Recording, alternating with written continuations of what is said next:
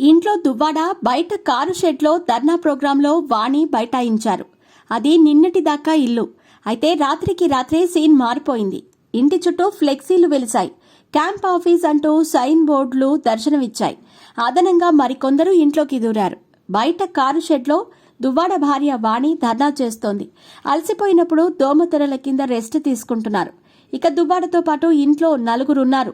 ఎవరా నలుగురు అన్నది ఆసక్తికరంగా మారింది. టెక్కలిలోని ఎమ్మెల్సీ దువ్వాడ శ్రీనివాస్ నివాసం గత 2 వారాలుగా సంచలనాలకు కేంద్ర బిందువుగా మారింది. దువ్వాడ, వాణి, మాధురి ఇంటి గుట్టు, ఇంటి చుట్టూ కథా చిత్రంలో తాజాగా మరో ట్విస్ట్ చోటు చేసుకుంది. నిన్నటి వరకు ఎమ్మెల్సీ నివాసంగా ఉన్న భవనం నేడు ఎమ్మెల్సీ క్యాంపు కార్యాలయంగా మారిపోయింది. వైఎస్ఆర్ కాంగ్రెస్ పార్టీ కార్యాలయం, టెక్కలి నియోజకవర్గం, MLC Duvvada Srinivas camp office అంటూ గోడలకు ఫ్లెక్సీలు వెలిశాయి. దీంతో దువ్వాడ ఇల్లు కాస్త క్యాంప్ ఆఫీస్గా మారిపోయింది. గత 2 వారాలుగా తనను, కుమార్తెలను ఇంట్లోకి అనుమతించాలంటూ దువ్వాడ ఇంటి ముందు వాణి ధర్నా చేస్తున్నారు. దువ్వాడ, వాణి, మాధురి మధ్య ఇంటి పంచాయతీ ఎంతకీ తెగకపోగా ఇది రకరకాల మలుపులు తిరుగుతోంది. తన డబ్బుతోనే దువ్వాడ స్థలం కొని ఇల్లు కట్టారని వాణి ఆరోపిస్తుంటే ఆ ఇల్లు తప్ప ఇంకేదైనా అడగాలంటున్నారు దువ్వాడ. ఇక ఇంటి నిర్మాణం కోసం దువ్వాడ తన దగ్గర 2 కోట్ల రూపాయలు తీసుకున్నారంటూ చెక్కులు చూపిస్తూ హల్చల్ చేశారు మాధురి.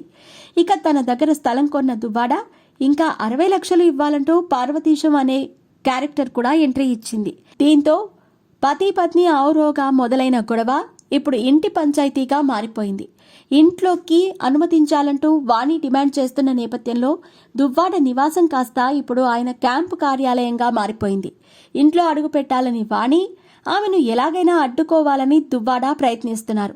ఇంటి బయట మోహరించిన వాణి సైన్యం, ఇంటి లోపల తలుపులు బిడాయించుకుని కూర్చున్న దువ్వాడ శ్రీనివాస్ బలగం 2 వర్గాలు ఎత్తులకు పై ఎత్తులు వేస్తున్నాయి.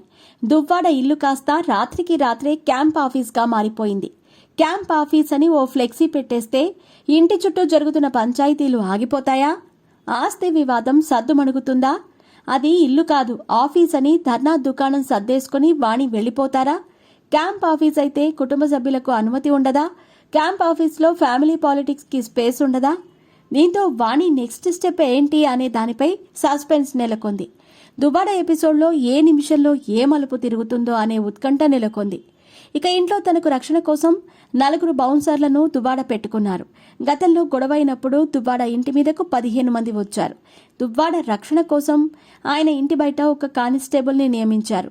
ఇక కారు షెడ్లో ధర్నా చేస్తున్న వాణి రక్షణ కోసం ఓ మహిళా కానిస్టేబుల్ని ఏర్పాటు చేశారు.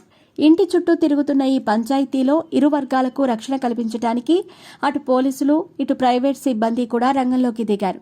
2 వర్గాలు మోహరించి కూర్చోవటంతో ఇప్పట్లో ఈ ఇంటి పంచాయతీ తేలేలా కనిపించటం లేదు.